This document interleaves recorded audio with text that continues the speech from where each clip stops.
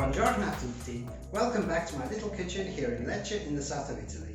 My name is Francesco and today I'm going to show you how to make a nice dessert using apricots, which are in season, and ricotta. What I'm going to do is grill the apricots just to give them some caramelization and some nice scorch marks on the one side, and this will also make them soften a little and taste a little bit sweeter naturally. And then I'm going to make a cream of the ricotta using some spiced sugar. The spiced sugar I'm going to make with some regular granulated sugar, which I'm going to grind in a mortar and pestle with some coriander seeds, some star anise and some cardamom pods. I really love this combination. It makes such a delicious thing out of some simple ricotta. I'll sprinkle them with some chopped pistachio for some color and crunch, and that's it. You've got a wonderful, light, small dessert for people like me who don't have such a sweet tooth. It's a real treat. So I hope you like this idea. If you do, please give me a thumbs up, leave a comment below, and do subscribe to the channel and follow me for more. Let's cook.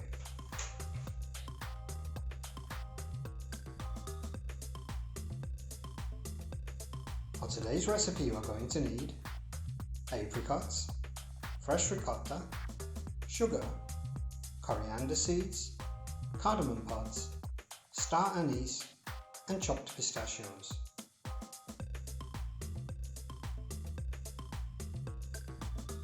Of course, the first thing we need to do is to cut the apricots in half and remove the stones. I used 8 apricots today.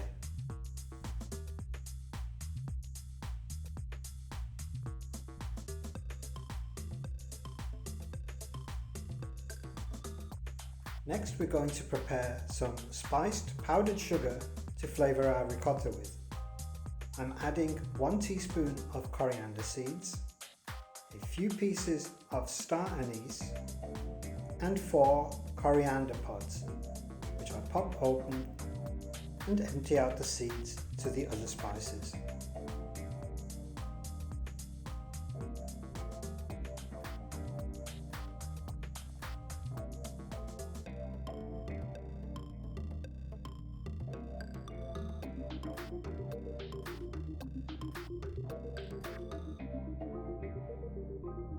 For 8 apricots, you're going to need only 4 teaspoons of sugar.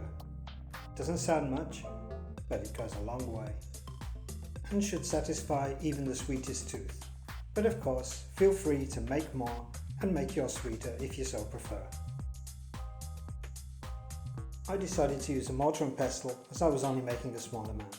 Feel free to use an electric grinder if you have one. I wish I did. Now to the ricotta.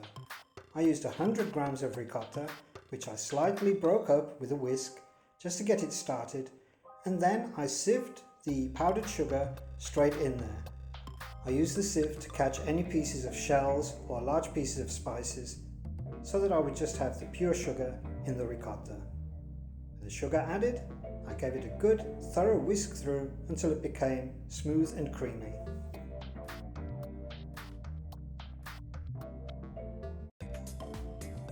Next thing we need to do is to lay out our apricots on a hot griddle pan and give them a thorough scorching on one side.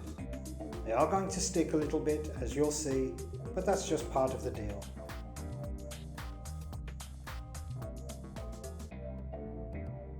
Give them a little press down to make sure they scorch a little bit and then flip them over. They're going to resist, but you're the master and not the apricot. And as you can see, they do stick a little, but it's not the end of the world.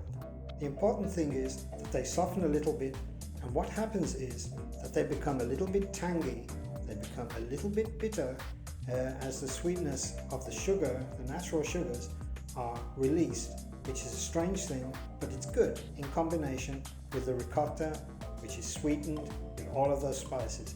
It's a great combination.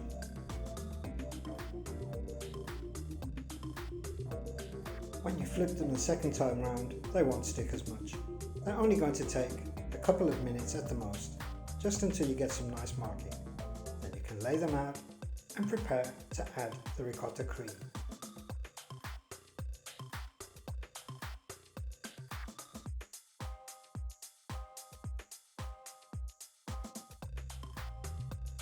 Of course, you could use a piping bag if you want to get fancy, but that's another thing I didn't have.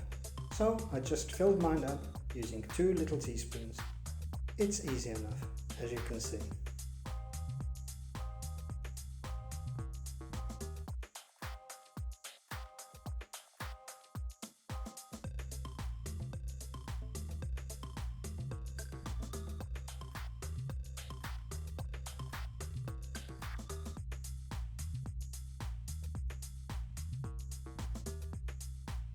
Once you've added a generous spoonful of that sweetened and fragrant ricotta cream, the final finishing touch is a little sprinkle of chopped pistachio for some colour, texture and flavour.